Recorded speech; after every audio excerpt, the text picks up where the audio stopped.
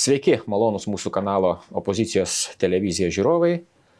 Savaitė eina į pabaigą ir studijoje aš Kęstutis Skrebys su savo savaitės įvykių apžvalga. Žvelkime giliau. Na ir kreipiuosi su tradiciniu prašymu jūs, malonus mūsų žiūrovai.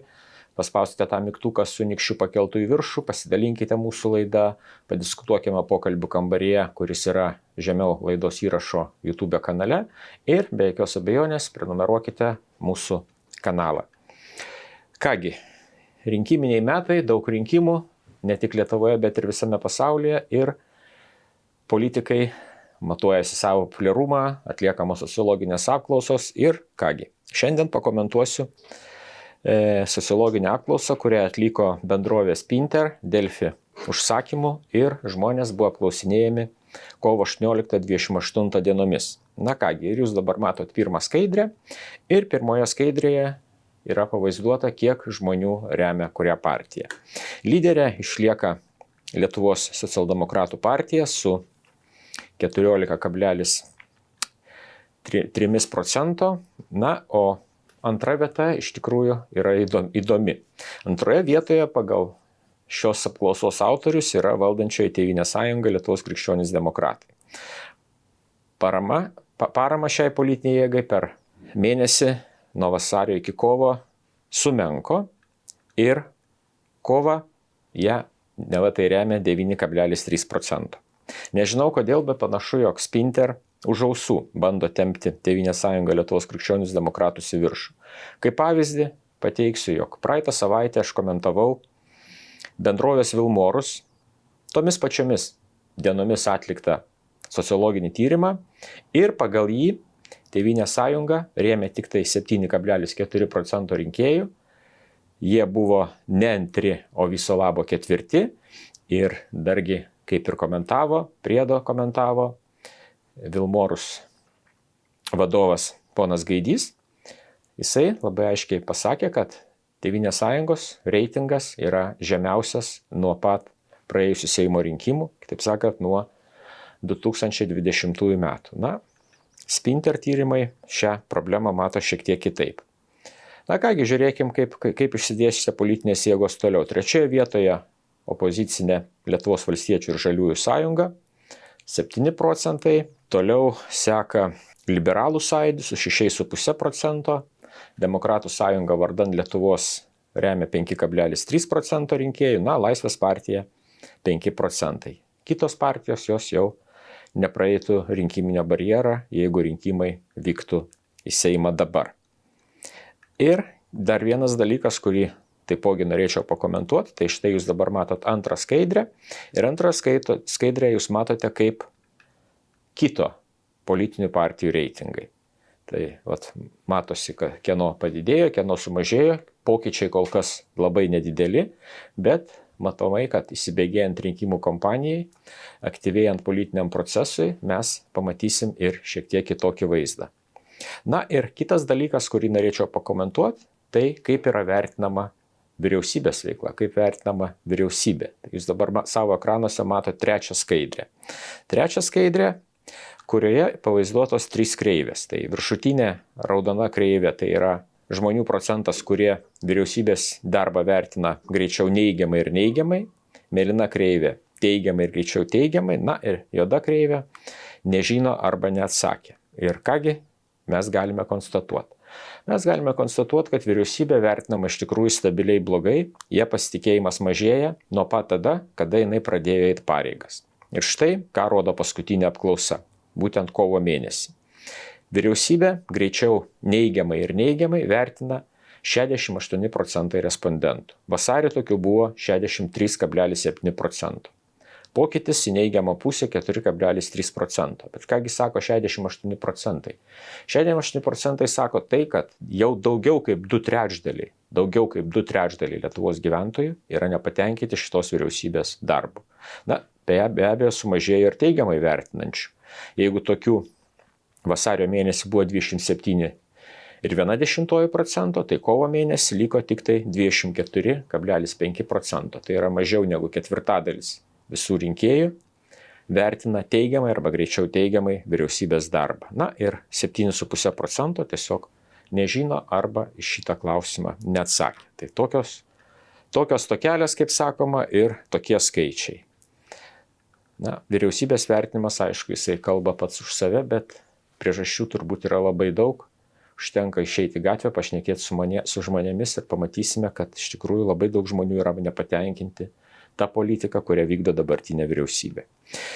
Pirmadienį įvyko irgi dar vienas svarbus įvykis, tai atvyko pirmieji Vokietijos brigados kariai, kurie bus dislokuoti Lietuvoje.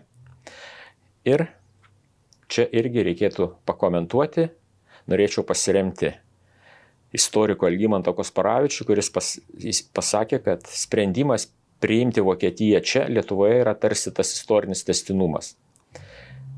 Savo trigrašio negalėjo neįkišti ir parlamentaras Žygimantas Pavilonis, kuris, tarp kitko, man įdomu, kodėl jisai taip komentuoja. Nes jisai pakomentavo štai taip, kad Berlynas galbūt artimiausių metų atstos Vašingtoną, o čia jau kažkas naujo Žygimanto Pavilonio mąstysena, o Lietuva įgalins Vokietiją dar labiau prisimti atsakomybę už Europos saugumą. Tai va tai, kad Žygimantas Pavilonis jau atsitraukia nuo savo amerikietiškų draugų, ko gero kabutėse, Kubos mafijos Amerikos senate, o jau ir jisai sako, kad Vokietija yra iš tikrųjų puikus ir patikimas partneris, nors labai nesenai jis dar šnekėjo visiškai priešingai.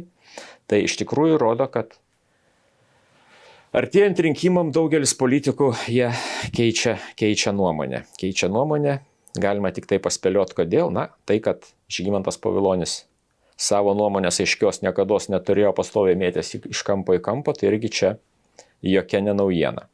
Pirmadienį taipogi Seimas išsirinko ir naująjį Nacionalinio saugumo ir gynybos komiteto pirmininką ir juo patapo Arvydas Pocius, buvęs kariuomenės vadas. Ir čia vėlgi turėčiau pasakyti vieną svarbų dalyką, kad dar net nebūdamas išrinktas, o jau dar prieš komiteto narių balsavimą, atsakinėdamas į parlamento narių, komiteto narių klausimus, ponas Arvydas Pocius, jisai pasakė, mano galva, labai svarbų dalyką, kuris tam tikrą prasme netgi programuoja konfliktą su vidaus reikalų ministrė ponia Bilotaitė. O kągi pasakė Arvydas Pocius? Sakinėdamas į klausimus, jisai pareiškė, kad nepritars viešojo saugumo tarnybos prijungimui prie policijos.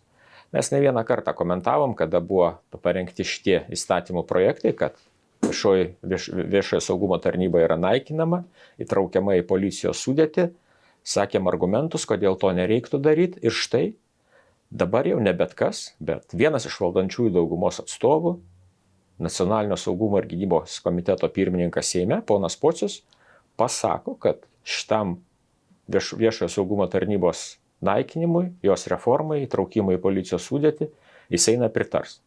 Tai labai panašu, kad opozicija tam irgi nepritarė, kad šita reforma taip ir liks neįvykdyta. Įdomu, kaip reaguos premjerė, įdomu, kaip reaguos vidaus reikalų ministrė ponia Bilotaitė.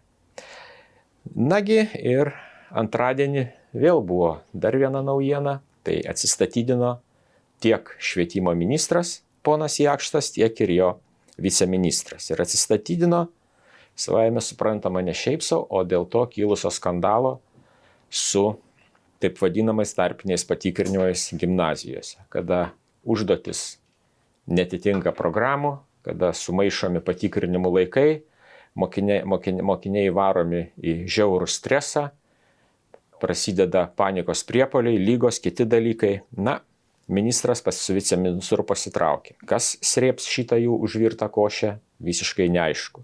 Nes premjerė pateikti prezidentui naujo ministro kandidatūros kažkodėl tai neskuba. Neaišku kodėl, bet neskuba ir švietimo ministerija, vaizdžiai tariant, galime konstatuoti, kad liko be vadovybės ir be galvos. Na ir šią savaitę taipogi, bet jau ketvirtadienį, buvo irgi viena įdomi naujiena, o kokia? Ogi ta, kad viešųjų pirkimų tarnyba paskelbė savo išvadas dėl Vilniaus stadiono koncesijos projekto.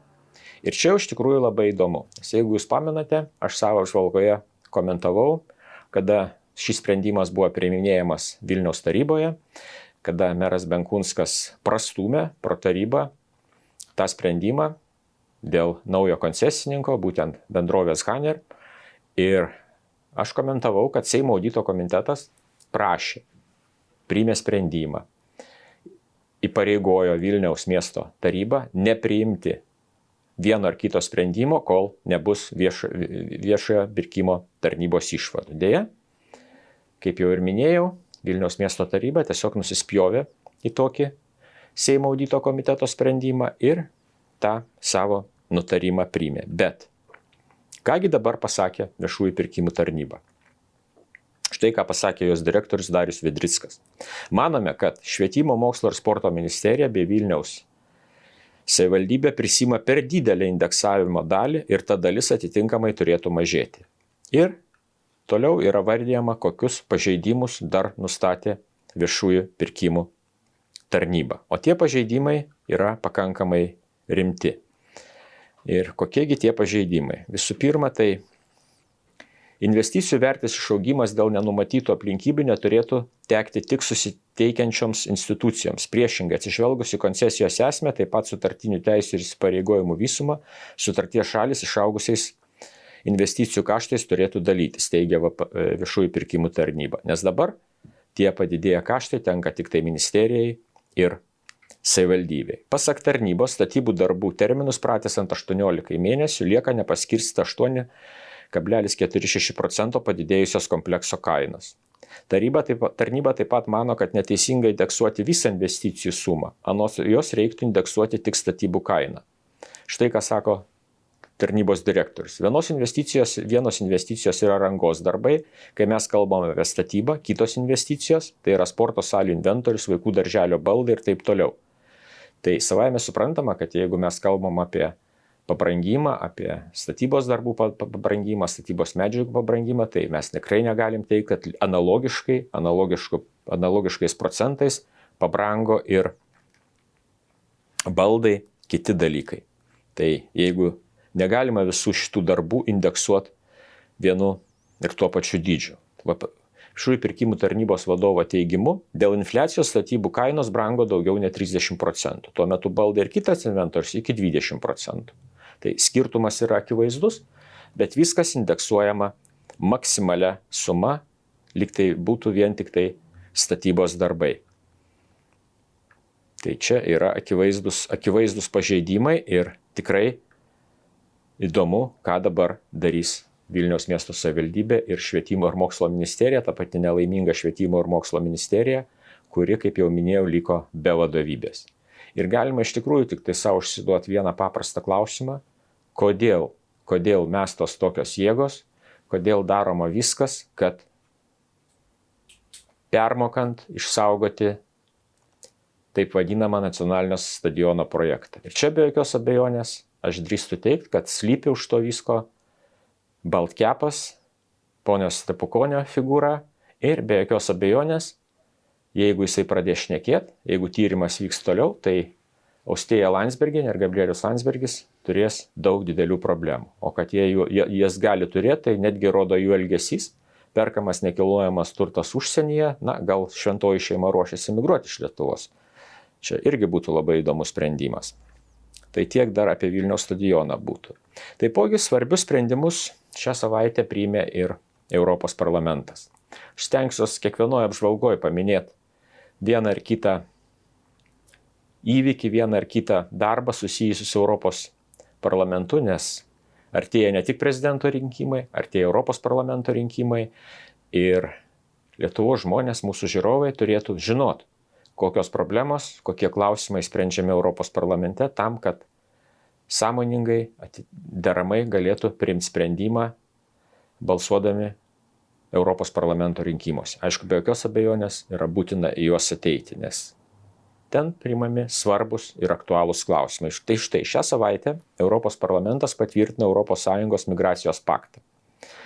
Reglamentai dar kol kas neįsigalioja, dėl migracijos politikos dar vyks diskusijos, turės lemiamą žodį tarti valstybių vadovai, bet svarbiausi dokumentai jau yra priimti. Norėčiau paminėti, kad dėl šio migracijos pakto ES diskutuoja jau nuo 2015 metų, kai kilo migrantų antplūdis į Europą. Pagrindinis šių diskusijų tikslas iš esmės apibrėžti ES migracijos ir čia pabrėžiama, kad tiek legalios, tiek nelegalios politika. Paktą sudaro 5 reglamentai, apimantis visus žmonių patekimo į Europą etapus.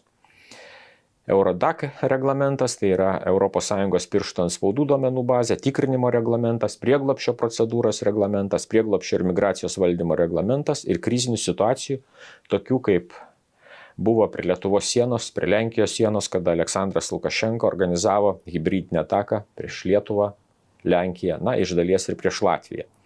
Tai vienas reglamentas apima, ką daryti reikės tokiu atveju.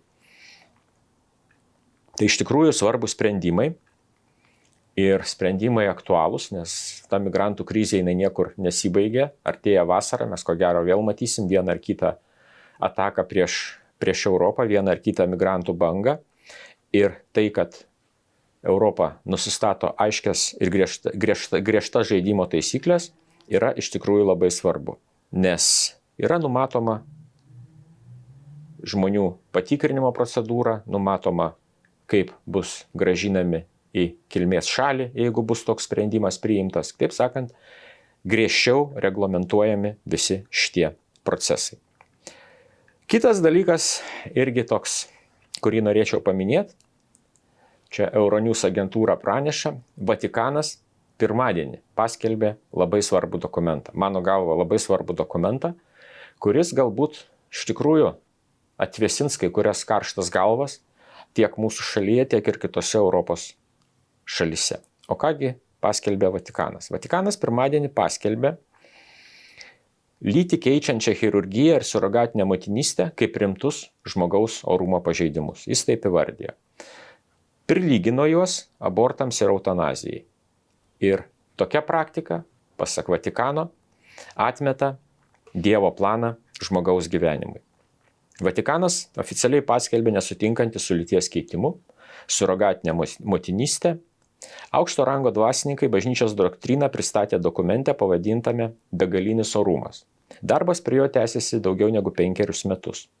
Dokumente teigiama, kad lyties keitimas yra žmogaus orumo pažeidimas, o dėl surogatinės motinystės vaikas tiesiog tampa objektu. Tikėjimo kongregacija, anksčiau ta struktūra vadinosi inkvizicija, čia taip aiškumo dėliai galima pasakyti, paskelbė begalinį orumą, sakant, 20 puslapių deklaracija, kuri, kaip minėjau, buvo rengiama 5 metus. Labiausiai laukiamoje dalyje Vatikanas pakartojo, kad atmeta lyčių teoriją arba idėją, kad lytį galima pakeisti. Šiame dokumente teigiama, kad Dievas sukūrė vyrą ir moterį kaip biologiškai skirtingas atskiras būtybės ir sakoma, kad žmonės neturi tvarkyti su šiuo planu ar bandyti tvirtinti savęs Dievu. Tai čia atsakymas jau dabar buvusiam švietimo ministrui, ponui Jakštui, kuris į klausimą, kiek yra lyčių, nesugebėjo atsakyti. O čia šitam dokumente labai aiškiai pasakoma, kad yra 2 lytys, vyras ir moteris. Ir toliau cituoju, iš to išplaukia, kad bet kokia lyties keitimo intervencija kaip taisyklė gali kelti grėsmę unikaliam orumui, kurį asmuo gavo nuo pastojimo momento. Ši doktrina išskyrė lytį pakeičiančias operacijas, kurias atmetė ir lyties organo anomalijas, kurios yra gimimo metu arba išsivysto vėliau. Tuos sutrikimus gali išspręsti, padedant sveikatos priežiūros specialistams. Ir čia jau praplyšo LGBTQ gynėjai, iškart puolė kritikuoti šitą dokumentą kaip pasenusi, žalingą, prieštaraujantį jų tikslui užsibrėžtam pripažinti visų Dievo vaikų begalinį orumą. Jie perspėjo, kad tai gali turėti realų poveikį transseksualiems žmonėms, paskatinti smurtą prieš transseksualus ir diskriminaciją. Dokumente apie diskriminaciją nekalbama, kalbama apie tai, kad lyties keitimas yra paprasčiausiai nepriimtinas. Ir kągi pasakė kardinolas Viktoras Manuelis Fernandesas, tikėjimo doktrinos dikasterijos prefektas. Pacituosiu, manome, kad tokia ideologija užuot skatinusi pripažinti orumą skurdina humanistinę viziją, kurioje vyras ir moteris yra gražiausias derinys didžiausių žmonijos skirtumų. Tai neprilygstam. Gražiai pasakyta ir, manau, diskusija apie lyčių skaičių su šita doktrina galėtų būti ir užbaigta. Ir pabaigai toks vienas įdomesnis faktas, ir net nežinau, kaip pasakyti, liūdnesnis ar linksmesnis, nes čia iš tikrųjų bus juokas pro ašaras. O komentaras bus apie Taivaną. Šią savaitę taivaniečių atstovybės Lietuvoje vadovė Konstancija Wang davė išskirtinį interviu Lietuvos radijui ir televizijai. Ir kasgi tame interviu atsiskleidė? O tame interviu atsiskleidė keletas labai įdomių dalykų. Vienas iš jų buvo pažymėta, jai buvo užduotas klausimas ir jinai deramai nesugebėjo atsakyti, nes kaip mes prisiminsim, kaip Matukas Žygis Landsbergis jaunesnysis pradėjo kovą su Kinijos drakonu, jie vaizdavo, kad įveikė Kinijos drakoną, kas atnešė diplomatinių santykių praktiškai nutraukimą, įšaldymą, prekybos visišką sustojimą, milžiniškus nuostolius Lietuvos ūkiai, nuostoliai skaičiuojami 100 milijonų, bet kuo buvo maitinami Lietuvos žmonės ir mes visi. Mums buvo sakoma, štai atsiveria Taivanio rinka, Taivanis pirks mūsų prekes, mes gausim paramą iš Taivanio, bus lustų technologijos į Lietuvą atkeliaus ir panašiai ir panašiai. Tai štai. Pastaraisiais keleriais metais prekyba su Taivaniu smuko. Vietoj to, kad jinai išaugtų, tiesiog smuko. Prekiaujama yra mažiau. Kągi atsakė ponia Wang? Klausimas buvo toks. Lietuvai intensyvinant ryšius su Taivanu buvo kalbama, kad smukusią prekybą su Kinija kompensuos eksportas į Taivaną. Bet dvišalė prekyba pastarosius kelerius metus ne tik neaugo, bet ir smuko. Kodėl? Štai ponios Wang atsakymas. Jei žiūrėsime į visumą, taip mastai neauga. Neauga, skrenta. Bet jinai mano, kad čia viskas dar priekyje ir siūlo ne viską matuoti dolerių. Nuostoliai šalies ūkiui dėja matuojami doleriais. Ir toliau aš skaičiau tą tekstą, porą, o gal net ir 3 kartų. Nes aš taip ir nesupratau, ar atstovė Wang trolina, ar tyčiojasi iš mūsų, ar jinai nuoširdžiai tą sako. Cituoju ją toliau. Liepą Taivane vėl vyks maisto paroda. Mes kviečiame jūsų šalies aukštos kokybės maisto gamintojus atvykti į Taivaną. Stengiamės juos suvesti su tinkamais partneriais. Pavyzdžiui, mes turime labai aukštos kokybės kalnų arbatos. O jūs turite puikios žolelių arbatos. Abiejų šalių žmonės moka mėgautis geromis arbatomis. Todėl manome, kad čia galime bendradarbiauti. Tai aš taip dabar ir pradedu galvoti. Mėgausimės arbatomis ir viskas, ką gali duoti mums Gabriuko, Matuko ir Žigučio išaukštintas Taivanios ir visos jo aukštusios technologijos, tai yra kalnų arbata. O ką siūloma Lietuvai eksportuoti į Taivaną? Žolelių arbatas. Tai tuo šią savaitės apžvalgą ir baigiu. Išgersim arbatos, galbūt nurimsim, bet toks pareiškimas atstovės iš tikrųjų, kelia ir liūdesį, ir juoką. Kągi, ačiū Jums uždėmesį. Paspauskit patiktuką, pasidalinkit mūsų laidą, parašykit komentarą, sudie ir iki kitų susitikimų. Politinė reklama apmokėta iš Lietuvos valstiečių ir žaliųjų sąjungos politinės kampanijos sąskaitos.